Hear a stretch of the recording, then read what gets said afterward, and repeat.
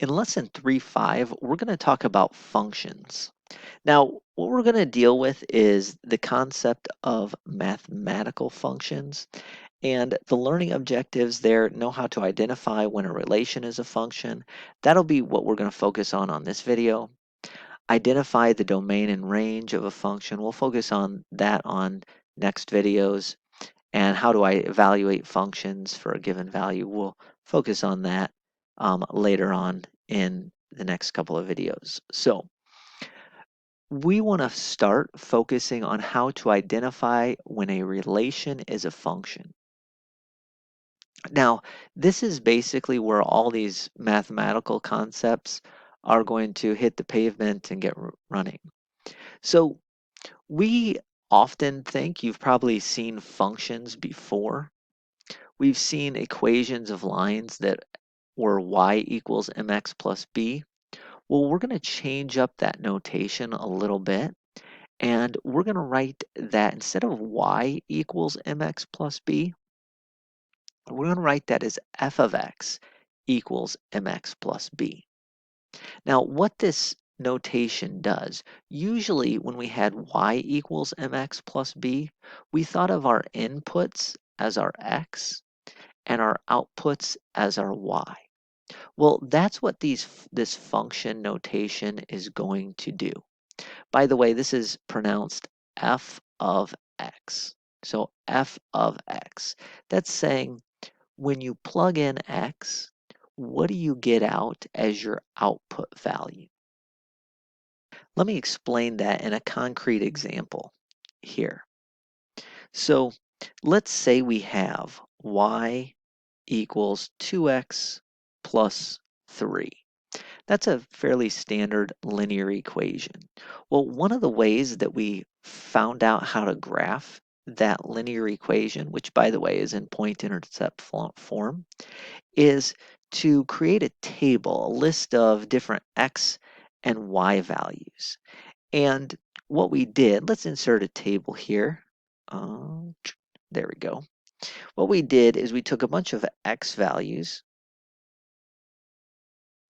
and then we found their corresponding y values, and we sort of made ordered pairs out of those, which we could graph. But think of it this way.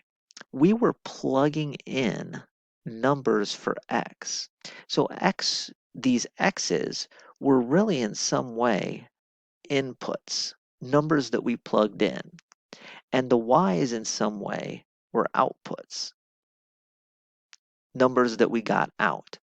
So for instance, if I plug in a 2, I'm going to plug in a 2 for x. 2 times 2 is 4, plus 3 is 7, so I get out a 7. I plug in for x, maybe the number 0, and you would get out for y, the number 3. Well, that's exactly what we're doing with this function notation. We're saying f of x is equal to 2x plus 3. And we're doing this in a little bit more sophisticated way where we're telling the reader that our inputs are these x's and our outputs are what we get when we plug in the x's into this formula. So we're thinking about inputs and outputs. Now, we're thinking about inputs and outputs, and the linear equations y equals mx plus b, they can always be thought of as a function where our outputs are like our y's. But what makes a function a function? By that, what I mean is, what sort of things are functions? Well, here's the definition of a function. A function is a relation between a set of inputs and what's called a domain and a set of outputs, what's known as a range. So the inputs have a special name called domain, and the outputs have a special name called the range.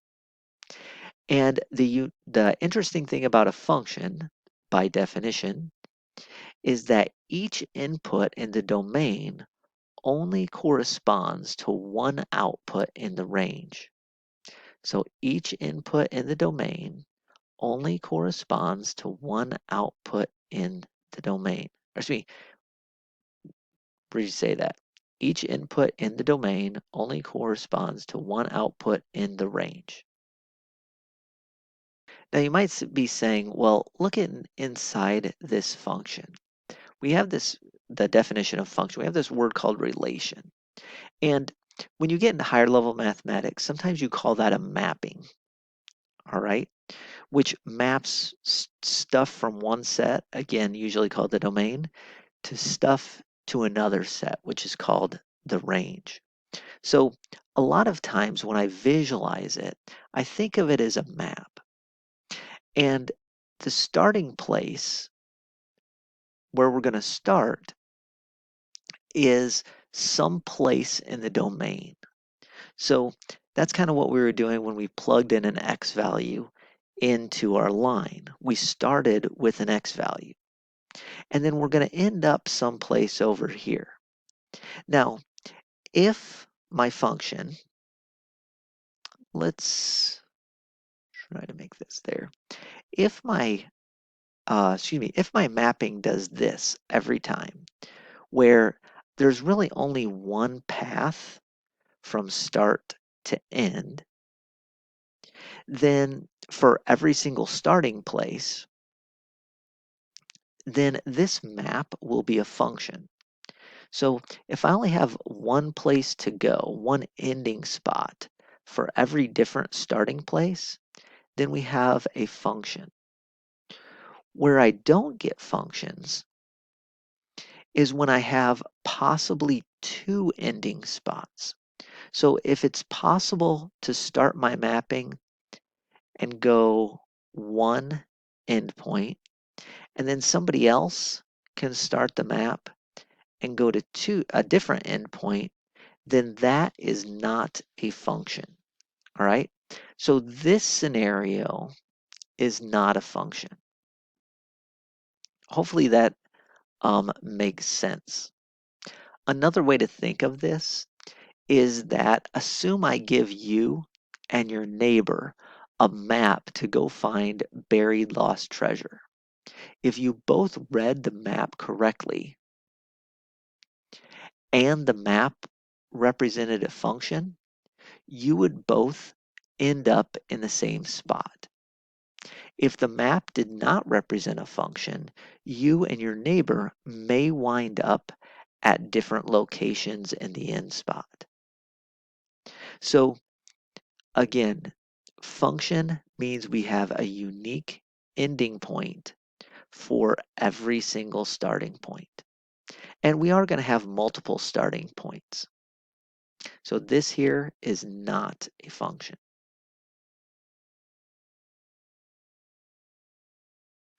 All right, so let's take a look at the lecture material. So it says we learned definition of function from the introduction. So example 1 says, would a juicing machine be considered a function? Why or why not? Now this one's a little bit different because we're not dealing a whole lot in mathematics, but you could do a mathematical mapping from the inputs of the juicing machine to the outputs of the juicing machine. Now, if you input, let's say, apples, the apples would be in your domain. That's what you're inputting into the juicing machine. What are you going to get out? Well, you're going to get out apple juice.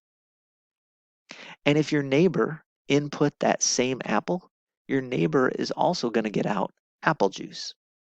There's no way you can put in apples and your neighbor put in apples and you get two different types of juices. All right, so long as they're the same apples, obviously. So yes, a juicing machine could be considered a function. Anything you can plug into a juicing machine are the inputs, the domain, and anytime the outputs are the juice and whatever else comes out of the juicing machine. Now, we're going to deal mostly in mathematics here. So we're going to take about arbitrary sets, in this case, A, B, C, D, and B is 1, 2. And here's how we're going to define our mapping. A is going to go to 1, B is going to go to 2, C is going to go to 1, and D is going to go to 2. And we're going to ask, is that relation a function? I want you to push pause and think about that for a minute. And if you need to, draw a mapping. All right, so here's my drawing. It said A, obviously, is my input. It's going to 1, B going to 2, C going to 1, and D going to 2. Now the question is this a function or is this not?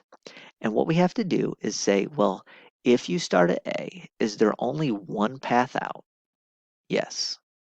If you start at B, is there only one path out? Yes. If you start at C, is there only one path out? Yes. And if you start at D, is there only one path out? Yes. So this one is a function. So we'd write this one is a function. I'm trying to draw this with my mouse. So hopefully it's all right. So this is a function. All right. Notice that A and C can go to the same output, just A has to have one path out, C has to have one path out. Doesn't matter where they end up. So it's kind of like saying that treasure map I gave to you and your friend, maybe I gave a third treasure map and it had a different starting place. Well, it could all lead to the same spot. They could all lead to the same um, location of that treasure, and it would still be a function, just as long as you all ended up in the same spot. So it's okay for multiple inputs to end up in the same spot, but it's not okay to have multiple paths out.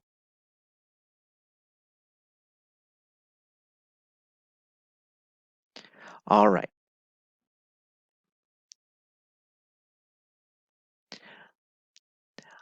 I want you to take a look at example 3. Given the following sets, A, B, B, 1, 2, 3, 4, and the relation F, defined as A goes to 1, B goes to 2, A goes to 3, B goes to 4, is that relation a function? Push pause and then see our answer. All right, so if we draw that same sort of situation, inputs and outputs, A goes to 1 and 3, B goes to 2 and 4. By the way, here we have multiple paths out of A and multiple paths out of B. So both of these pieces, multiple paths out of A and multiple paths out of A, tell me that I'm not dealing with a function. So not a function. All right. Again, multiple paths out means not a function.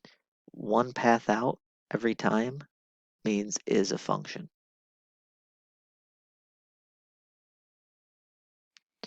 So here's what I'd like you to do. There's 3 problems in this cooperative group problem set. I want you to push pause on the video and try these 3 problems on your own. Okay, so I'm going to give you answers to these, but I'm obviously not going to draw out that mapping every time. So we got A, B in the first problem of the cooperative group problems. A is AB, B is 1, 2, 3, 4. A is mapped to 1, A is also mapped to 2, A is also mapped to 3, A is mapped to 4.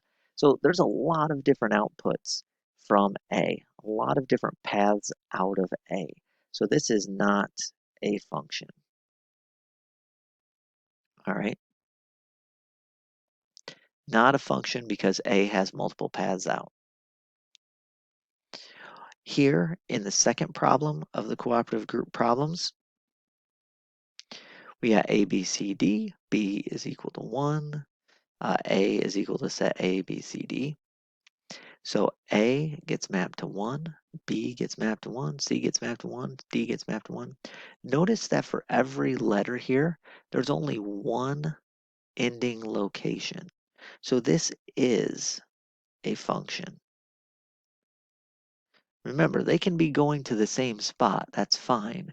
However, we can't have multiple outputs for the same input. So this is perfectly fine. It's okay that they all map to the same number. And then lastly, we have our set A as A, B, C, D, and our set B as 1, 2, 3, 4. And if you look at this, A goes to 1, nothing else A goes to. B goes to 2, nothing else B goes to. C goes to 3, again, nothing else C goes to. D goes to 4, nothing else D goes to. So this is a function as well.